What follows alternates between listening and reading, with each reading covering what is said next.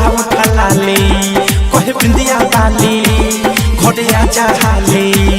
तोहरा से रुसल अरे बाबू ठलाले जाके तू बसल बारो बहरे जवानी राजा पलंगे पकहरे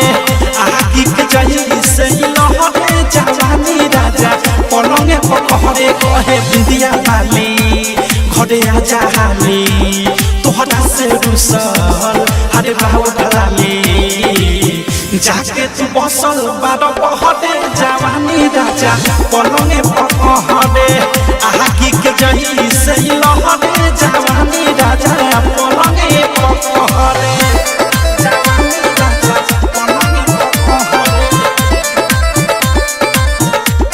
जवानी राजा पलंगे पकहरे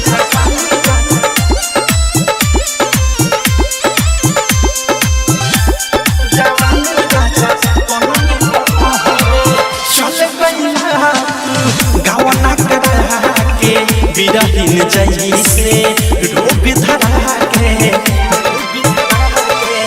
कर पकड़ा जा धन कमा के देख न दासा मेहरी के आगे घूमता राजा के शहर शहर जवानी राजा पलंगे पकहरे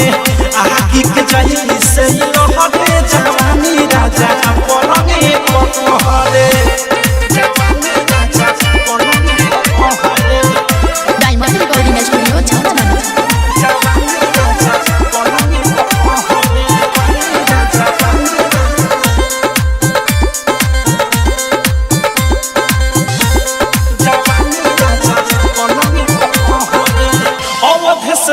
मोरे प्यारे तुहरा बिना न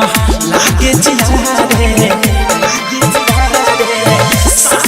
भैला राइटर ने खिल के साधा पुरैल न कबहू दिल के सारा कसूर बाटे तोहरे जवानी राजा पलंगे पकहरे आगे के जाई से लहरे जवानी राजा पलंगे पकहरे बिंदिया बाली घरे आजा हाले तोहरा से रुसल अरे बाबू ठलाले कहे बिंदिया बाली घरे आजा हाले तोहरा से रुसल अरे बाबू ठलाले जाके तू बसल बारो बहरे जवानी राजा पलंगे पकहरे आगी के जही से लहरे जवानी राजा पलंगे पकहरे डायमंड रिकॉर्डिंग स्टूडियो छौरा दाना।